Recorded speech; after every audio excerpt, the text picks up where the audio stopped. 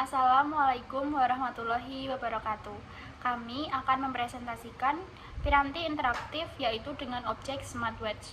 Ada beberapa poin yang perlu kami sampaikan. Yang pertama yaitu pengertian smartwatch, yang kedua kelebihan smartwatch, yang ketiga kekurangan, yang keempat faktor ergonomis, yang kelima tantangan smartwatch, dan yang terakhir yaitu inovasi dari smartwatch. Baik, yang pertama yaitu pengertian dari smartwatch. Apa sih smartwatch itu? Smartwatch atau jam tangan pintar adalah sebuah perangkat komputer yang dapat digunakan dalam bentuk jam tangan dengan teknologi layar sentuh untuk penggunaan sehari-hari. Alat elektronik yang satu ini memiliki banyak fungsi dan manfaat sehingga penggunaannya tidak hanya untuk mengetahui waktu tertentu saja, namun juga menyediakan berbagai macam fitur yang sangat berguna dalam kehidupan sehari-hari. Yang selanjutnya yaitu kelebihan dari smartwatch. Yang pertama yaitu pemantauan kesehatan real time. Memungkinkan pengguna melihat data kesehatan langsung seperti detak jantung dan tekanan darah. Yang kedua yaitu integrasi dengan aplikasi kesehatan.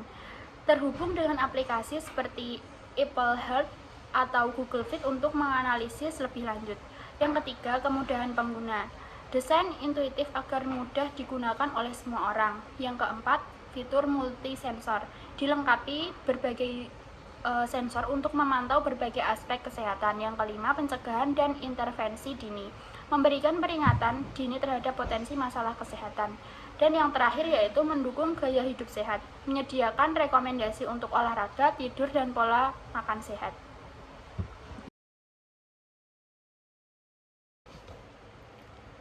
Kekurangan smartwatch. Yang pertama ada validitas dan akurasi data. Yaitu data harus akurat untuk mencegah kesalahan dalam diagnosis atau pengambilan keputusan. Yang kedua ada integrasi dengan sistem kesehatan. Teknologi harus kompatibel dengan sistem kesehatan yang sudah ada agar data dapat dimanfaatkan dengan baik. Yang ketiga ada privasi dan keamanan data. Data kesehatan sensitif dan harus dilindungi dari kebocoran atau penyalahgunaan. Yang keempat, ketergantungan pada teknologi. Gangguan sistem bisa berdampak besar jika tidak ada alternatif lain. Yang kelima, daya tahan baterai. Perangkat harus memiliki baterai yang tahan lama agar tetap dapat digunakan secara optimal. Yang keenam, keterbatasan fitur. Tidak semua teknologi memiliki fitur lengkap yang bisa membatasi manfaatnya. Faktor ergonomis smartwatch. Yang pertama ada desain dan ukuran. Desain dan ukuran smartwatch yang ergonomis memungkinkan pengguna untuk menggunakannya dengan nyaman dan mudah. Faktor-faktor yang perlu dipertimbangkannya adalah ukuran yang sesuai dengan pergelangan tangan pengguna, bentuk yang ergonomis untuk memudahkan penggunaan, desain yang minimalis dan tidak terlalu kompleks. Yang kedua ada bobot smartwatch yang ergonomis tidak terlalu berat sehingga tidak menyebabkan kelelahan atau ketidaknyamanan saat digunakan. Faktor-faktor yang perlu dipertimbangkan adalah bobot yang ringan dan tidak terlalu berat. Yang kedua ada distribusi bobot yang seimbang untuk memudahkan penggunaan. Yang ketiga ada material smartwatch yang ergonomis harus nyaman digunakan dan tidak menyebabkan iritasi kulit, yaitu material yang hipoalergenik dan tidak menyebabkan iritasi kulit, material yang tahan lama dan tidak mudah rusak, material yang mudah dibersihkan dan dirawat. Yang keempat ada tampilan dan antarmuka. Tampilan dan antarmuka smartwatch yang ergonomis harus mudah digunakan dan memudahkan pengguna untuk mengakses informasi yang dibutuhkan. Faktor-faktor yang perlu dipertimbangkan adalah ukuran teks yang cukup besar untuk dibaca dengan mudah, warna yang kontras dan mudah dibaca, antarmuka dan intuitif dan mudah digunakan. Yang kelima ada penempatan sensor.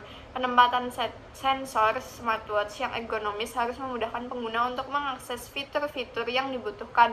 Faktor yang diperlukan yaitu penempatan sensor yang strategis untuk memudahkan pengguna, jarak antara sensor yang cukup untuk memudahkan pengguna, desain yang memungkinkan pengguna untuk mengakses sensor dengan mudah.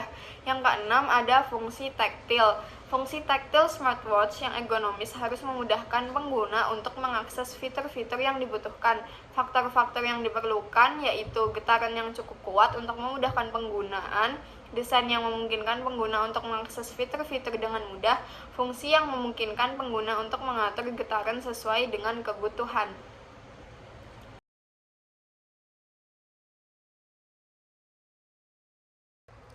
Lalu yang selanjutnya ada tantangan dari smartwatch.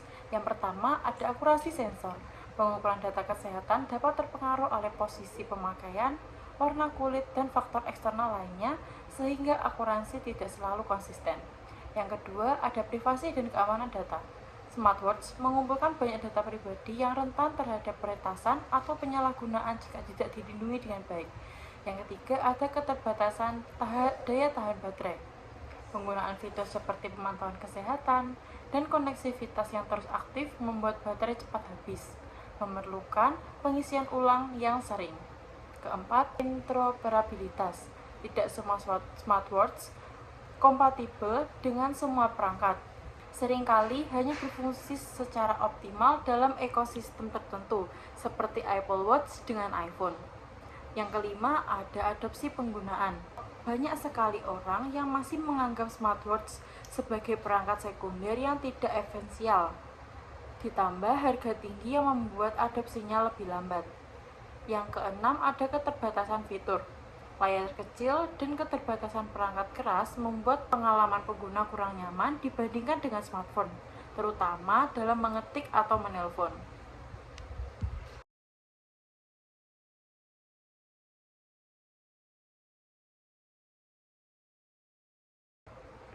Dan yang terakhir ada inovasi dari smartwatch. Pertama yaitu adalah koneksivitas 5G.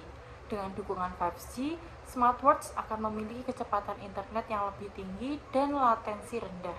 Ini memungkinkan streaming data kesehatan secara real time, panggilan video tanpa lag, dan pengalaman penggunaan yang lebih seamless tanpa bergantung pada smartphone. Yang kedua ada augmented reality atau AR. Teknologi AR dapat meningkatkan interaksi pengguna dengan smartwatch seperti navigasi yang lebih interaktif, tampilan holografis kebugaran, atau bahkan bantuan visual dalam olahraga dan pekerjaan. Yang ketiga ada pemantauan kesehatan yang lebih canggih. Sensor yang lebih akurat memungkinkan pemantauan kesehatan yang lebih komprehensif seperti deteksi awal penyakit jantung, pemantauan kadar glukosa non-invasif, dan analisis tidur yang lebih mendetail untuk meningkatkan kesehatan pengguna. Interaksi AI yang lebih dalam. AI dapat membantu dalam memberikan rekomendasi kesehatan yang lebih personal, mengoptimalkan daya tahan baterai, serta meningkatkan pengalaman pengguna dengan fitur asisten suara yang lebih cerdas dan interaksi yang lebih intuitif.